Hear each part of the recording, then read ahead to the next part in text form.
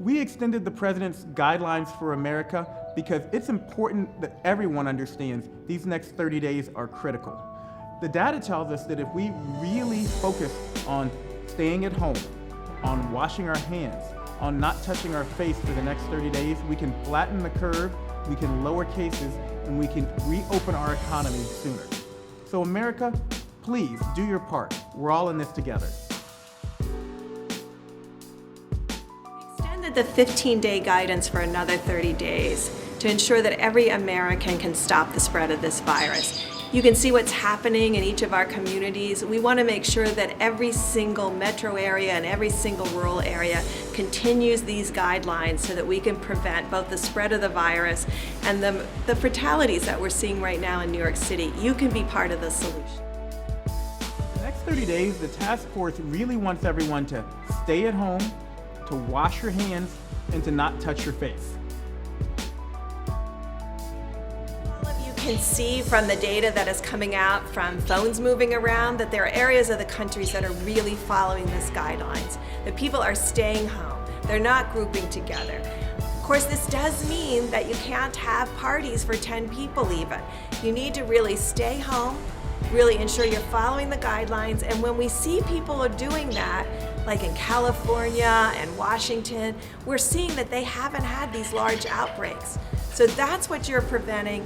We know that can happen, and we really appreciate each and every one of you for what you have done, and we're asking you to do it for another 30 days.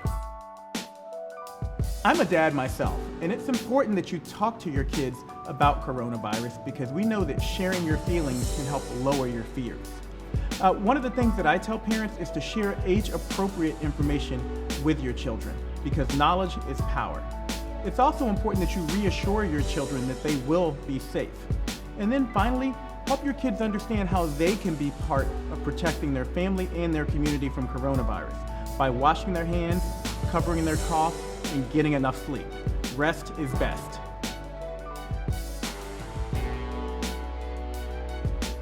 If you still believe you're invincible, I need every one of you to look at the data that's coming out of New York City. We can see that young people are getting infected, although maybe not as seriously at the majority, but young people are getting infected and hospitalized. You put each other at risk when you continue to get together. To the people in their 50s and 60s who think they can still have those dinner parties and no one's going to notice, please stop doing that. Please respect each other. I think you see what's happening online. 1 or 2 dinner parties and the entire group has gotten infected. This is a very transmittable virus. Please stay home, please follow the guidelines, and please stop the spread of the virus. We extended our 30 days to stop the spread guidelines because it's important that all of America understands each of us has a role to play. Please don't gather in large groups. Every person who's out is another person who can spread disease and potentially overwhelm our healthcare system. We will get through this together, but we need you to do your part. Taking care of your mental health is critically important as we stay indoors more often. It's important that people get enough sleep because we know sleep promotes mental health. It's important that you get exercise when you can while still engaging in proper social distancing. And most importantly, seek help if you need it. Telehealth services are available, and call a friend if you just need someone to talk to. Now more than ever, we want you to pay attention to your mental health.